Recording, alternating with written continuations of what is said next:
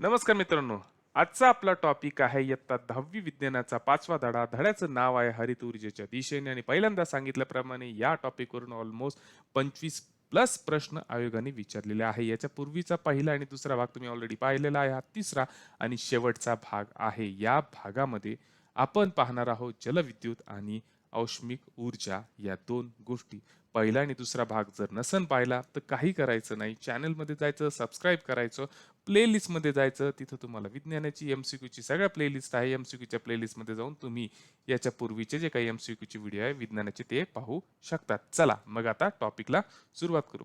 पहिल्यांदा सांगितल्याप्रमाणे आजचा जो टॉपिक आहे तो आहे हायड्रो पॉवर प्लांट म्हणजे जलविद्युत केंद्र. आता जलविद्युत केंद्रामध्ये वीज निर्मिती कशी होती या छोट्याशा ॲनिमेटेड व्हिडिओमधून आपण पाहू शकता. या ठिकाणी आहे धरण, धरणाचं पाणी, याच्यामध्ये निर्माण होणारा प्रवाह आणि या प्रवाहामुळे फिरणारी टर्बाईनची चाकं. या टर्बाईनच्या चाकांच्या फिरण्यामुळे वीज निर्मिती होती आणि ती वीज आपल्या घरापर्यंत पोहोचवली जाते. अगदी छोटासा व्हिडिओ आहे कॉन्सेप्ट पक्का करण्यासाठी. आता पाहू प्रश्न. या ठिकाणी पहिला प्रश्न विचारलेला आहे की विद्युत निर्मिती केंद्रात विद्युत ऊर्जा तयार करण्यासाठी कोणत्या तत्वाचा वापर करतात? उत्तर आहे मायकल फॅरेडेचं विद्युत चुंबकीय प्रवर्तन म्हणजेच इलेक्ट्रोमॅग्नेटिक इंडक्शन. तत्पूर्वी आपण वीज म्हणजे काय ते पाहून घेऊ. मित्रांनो, आपल्याला माहिती वीज म्हणजे काय तर तारेतून वाहणारे इलेक्ट्रॉन आणि हे इलेक्ट्रॉन कुठून कुठं जातात तर ऋण आग्राकडून धन आग्राकडे जातात. हे या ठिकाणी आपण ॲनिमेटेड व्हिडिओमध्ये पाहू शकतो. कधी लक्षात ठेवा, कुठलाही प्रवाह निर्माण होण्यासाठी दोन गोष्टी लागत असतात. एक लागत असते पातळी आणि दुसरी लागत असते पातळीतला फरक. साधा पाण्याचा प्रवाह जर निर्माण करायचा असेल तर पाण्याचा प्रवाह जास्त पातळीकडून कमी पातळीकडे वाहत असतो. विजेच्या भाषेत जर सांगायचं झालं तर या पातळीला म्हणायचं पोटेन्शियल आणि पातळीतल्या फरकाला म्हणायचं पोटेन्शियल डिफरन्स आणि याच पोटेन्शियल डिफरन्स मुळे तारेमध्ये विद्युत धारेचा किंवा इलेक्ट्रॉनचा प्रवाह निर्माण होत असतो. चला, वीज पण कळली. आता पाहू मायकल फॅरेडेचं तत्व काय आहे जे सगळ्यात जलविद्युत केंद्रामध्ये किंवा औष्णिक विद्युत केंद्रामध्ये वापरलं जातं. याच्यासाठी दोन गोष्टी तुम्हाला लक्षात ठेवणं गरजेचं आहे. एक म्हणजे वाहक, वाहक म्हणजे तार आणि दुसरं म्हणजे चुंबक. चुंबक जेव्हा तारेभोवती नेलं जातं तेव्हा त्याच्यामध्ये होत असतं चुंबकीय क्षेत्र निर्माण. आता जर तार स्थिर ठेवली आणि चुंबक जर वाहकाभोवती कंटिन्युअसली हालचाल करत ठेवलं तर अशा वेळेस या चुंबकामुळं वाहकातलं विद्युत चुंबकीय क्षेत्र बदलतं आणि या बदलत्या विद्युत चुंबकीय क्षेत्रामुळं वाहकामध्ये म्हणजे तारेमध्ये जे काही इलेक्ट्रॉन असतात ते कंप पावू लागतात आणि कंप पावल्यामुळे त्यांचा प्रवाह निर्माण होतो आणि त्यातून मग वीज निर्मिती होती. हेच तत्व आहे मायकल फॅरेडेचे तत्व. आपण या ठिकाणी पाहू शकता ॲनिमेटेड व्हिडिओमध्ये. चला आता याच्यावरचे काही महत्वाचे एमसीक्यू पाहू. पहिला वन लाईनर क्वेश्चन पाहू. तर पहिला प्रश्न आहे विद्युत धारेची संकेत मान्य दिशा कोणती? पेपरला नेहमी विचारला जाणारा प्रश्न. भोळ्या भाषेत आपण म्हणतो की विद्युत धारेची जी दिशा आहे ती धन आग्राकडून ऋण आग्राकडे आहे. पण वास्तविक तसं नाही. विद्युत धारेची विद्युत धारा म्हणजे काय तर वाहकामध्ये निर्माण होणारा इलेक्ट्रॉनचा प्रवाह आणि या इलेक्ट्रॉनचा प्रवाह हा कुठून कुठं चालत असतो तर ऋण आग्राकडून धन आग्राकडे. तोच पुढचा आपला प्रश्न आहे की वाहकातील इलेक्ट्रॉनची दिशा कोणती असते तर ती असते ऋण आग्राकडून धन आग्राकडे. तिसरा प्रश्न, आपण रोजचे जे स्मार्टफोन किंवा लॅपटॉप वापरतो त्यामध्ये कुठला विद्युत घट किंवा बॅटरी वापरली जाते? उत्तर आहे लिथियम आयन बॅटरी.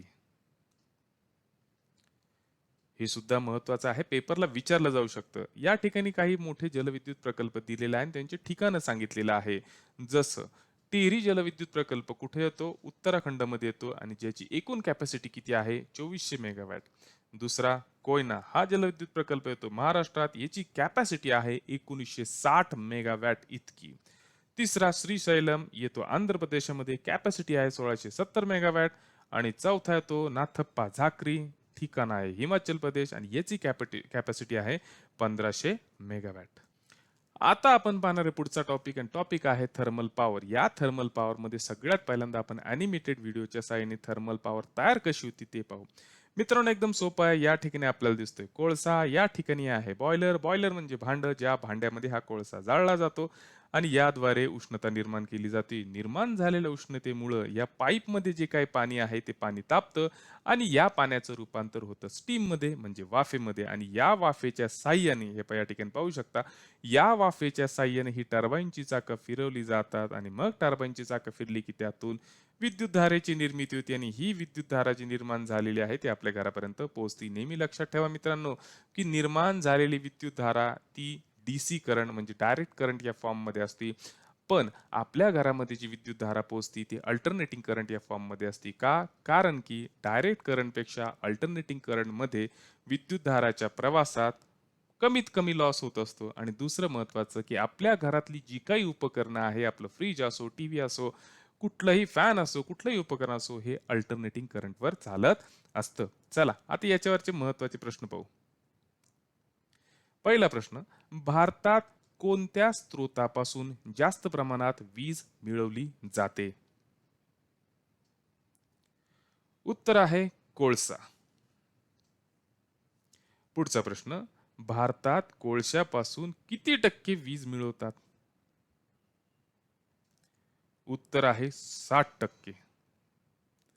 पुढचा प्रश्न, भारतात वेगवेगळ्या स्रोतापासून मिळणाऱ्या ऊर्जेचा उतरता क्रम लावा. म्हणजे कुठल्या स्रोतापासून सगळ्यात जास्त ऊर्जा म्हणजेच वीज निर्माण होते आणि कुठल्या स्रोतापासून कमी प्रमाणात वीज निर्माण होते किंवा त्याचा वापर कमी केला जातो भारतात. उत्तर एकदम सोपं आहे पण पेपरला विचारला जाऊ शकतो. सगळ्यात जास्त प्रमाणात वीज निर्माण करण्यासाठी वापरतात कोळशाचा स्रोत, त्याच्यानंतर आहे नवीनक्षम ऊर्जा स्रोत, त्याच्यानंतर आहे जलविद्युत आणि सर्वात शेवटी आहे अणुऊर्जा.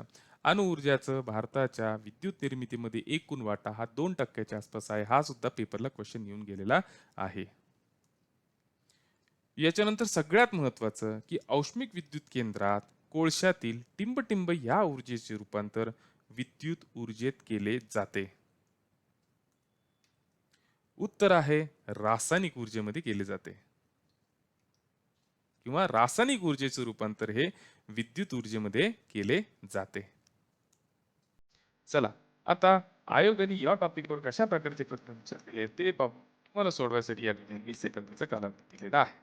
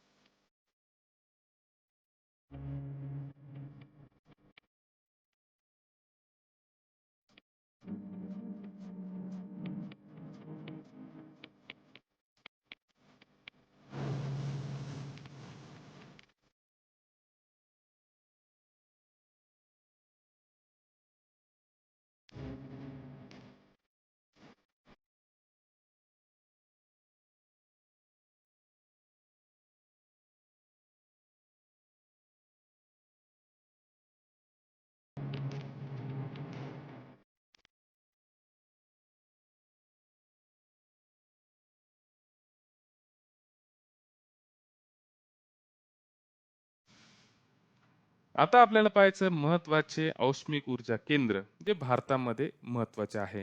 पहिलं आहे मध्य प्रदेश. याचं ठिकाण आहे विंध्यनगर आणि याची टोटल क्षमता आहे 4760 मेगावॅट. दुसरं ठिकाण आहे गुजरातमध्ये मुंद्रा या ठिकाणी ज्याची टोटल वीज निर्मिती क्षमता आहे 4620 वॅट. त्याच्यानंतर पुन्हा मुंद्रा गुजरातमध्येच आहे ज्याची वीज निर्मिती क्षमता 4000 मेगावॅट आहे. त्याच्यानंतर छत्तीसगड मधलं तमनार त्याची विद्युत निर्मिती क्षमता 3400 मेगावॅट इतके आहे. तर महाराष्ट्रातलं चंद्रपूर ज्याची मेगावॅट क्षमता 3340 मेगावॅट किंवा त्याची वीज निर्मिती क्षमता 3340 मेगावॅट इतकी आहे. त्याच्यानंतर आता भारतातले काही प्रमुख नैसर्गिक वायूवर आधारित विद्युत निर्मिती केंद्र पाहणार आहोत. ज्याच्यामध्ये सगळ्यात पहिलं आहे समरलकोट्टा जे आहे आंध्र प्रदेशमध्ये. त्याची क्षमता आहे 2620 मेगावॅट.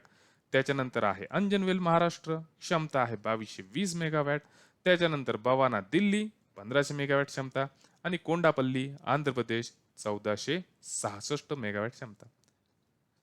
अशा प्रकारे मित्रांनो आपला हा छोटासा टॉपिक आपण संपवलेला आहे. टॉपिक मध्ये आपला कॉन्सेप्ट पक्का करून द्यायचा मी प्रयत्न केलेला आहे. मे बी असं वाटू शकतं की या टॉपिकवर जे काही PYQ विचारलेले आहे ते 10वीच्या पुस्तकामध्ये नाही, पण 10वीच्या पुस्तकामधलं जर का कॉन्सेप्ट पक्का झाला तर आपल्याला अशा प्रकारची PYQ सोडवायला सोपे जातात. याच्या पुढचा जो टॉपिक आहे मित्रांनो तो आहे प्राण्यांचे वर्गीकरण. त्याच्यामुळं पुढचा जो चॅप्टर आहे, जो येणार आहे तो नक्की पहा. त्याच्यावर सुद्धा आयोगाने बरेचसे PYQ विचारलेले आहे. ते पण सोडू आणि कॉन्सेप्ट सुद्धा पक्का करू. प्रयत्न आवडला असेल तर रिक्वेस्ट एवढीच आहे, चॅनल सबस्क्राईब करा, लाईक करा आणि कमेंट करा आणि बेल नोटिफिकेशन प्रेस करा जेणेकरून नवनवीन व्हिडिओचे तुम्हाला नोटिफिकेशन येत राहतील. चला